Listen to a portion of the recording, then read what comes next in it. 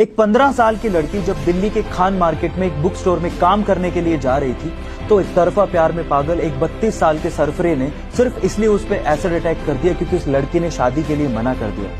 नीचे गिरने के बाद उसकी स्किन प्लास्टिक की तरह लटकने लगी। जैसे तैसे करके पास में खड़े इंसान ने उसे पास के अस्पताल में पहुंचाया, लेकिन ट्रीटमेंट के बाद जब वो घर पहुंची और उसने पहली बार मिरर देखा तो वो घबरा गई। उसे सुसाइड करने का मन हुआ, लेकिन उसके पापा ने उसे कहा कि जिंदगी में कुछ भी इम्पॉसिबल नहीं है और एक दिन तुम इसी चेहरे से अपनी पहचान बनाओगे।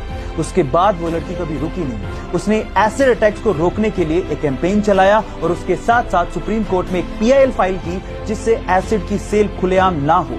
Yes, I am talking about Lakshmi Agrawal, क्योंकि उसने मेरा चेहरा जलाया है, मेरे सपने नहीं। जिसने इस अटैक के बाद कहा था कि उसने मेरे चेहरे पे अटैक किया है, मेरे सपनों पे नहीं।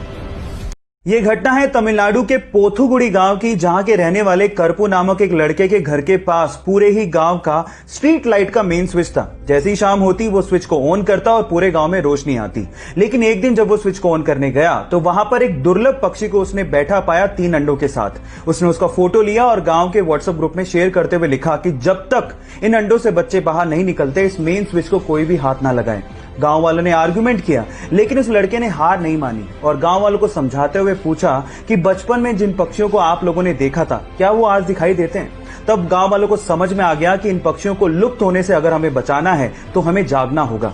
उसके बाद से लगातार 35 दिनों तक गांव वालों ने मेन स्विच को हाथ भी नहीं लगाया और गांव वाले अंधेरे में रहे जब तक कि उन अंडों से बच्चे बाहर नहीं आ गए। और ऐसा करके गांव वालों ने इंसानियत को जिंदा रखा। आपको ये सुन के कैसा लगा, चैट सेक्शन में लिखना मत भूलिएगा।